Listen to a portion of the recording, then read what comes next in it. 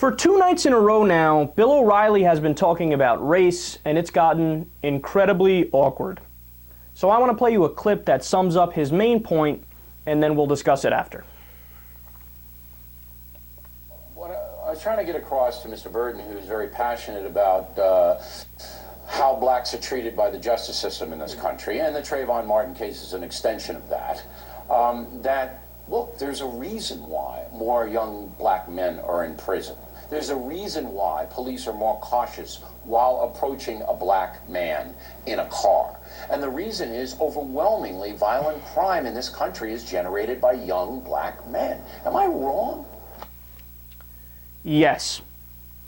So Bill Maher has a great response to this. He says, when you make that point, you're saying one of two things. Either black people are inherently inferior, or maybe something happened in a previous generation that would lead to those statistics. So, and there's zero evidence for the DNA argument that O'Reilly seems to be making, and there's all the evidence in the world for the other point. And look, then you look at the studies, and it's overwhelming. So, for example, if a black guy and a white guy commit the same crime, the black guy is overwhelmingly more likely to get the death penalty. Remember, this is the same crime we're talking about here. And there was a study done on drug use. White and black people use drugs at the same rate, but black people get arrested for it way more. Sociologists talk about this all the time. It's basically a self-fulfilling prophecy. So a lot of law enforcement officers think like O'Reilly does, right? That, oh, black people are just more dangerous. Oh, good, it's just a fact, it's just a fact. And they believe it's axiomatically true. It's true by definition. So what happens after that? Well, they're much more likely to arrest black people over white people for the same crime.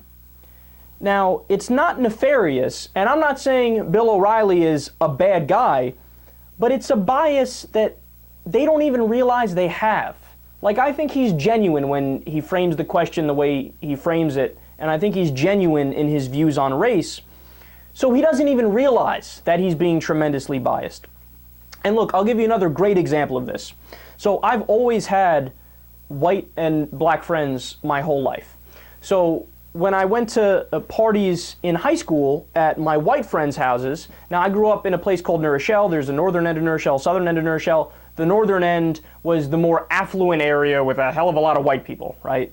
The southern end was more mixed ethnicity. And what would happen is, whenever you go to the north end and you go to a white party, you could have keg stands in the lawn, you invite over strippers, as our friend actually did one time, had strippers in his living room. It was awesome. You could have thousands of people outside smoking cigarettes, acting a fool, just being ridiculous, right? Being loud, really loud, and neighbors hear everything. Cops never came. They don't come. They don't come. Or if they did come, they give you a, hey, can you please keep it down? We'd appreciate it, right? Go to a party on the south end where it's black guys, right? You could be very quiet, minding your business, having a little get-together, and the cops are patrolling all over the place, and they're more likely to stop you, and they're more likely to arrest you. Now, these are the things O'Reilly doesn't account for, or he thinks it's justified and it makes sense. But no, Bill, that is the systemic racism that we're talking about.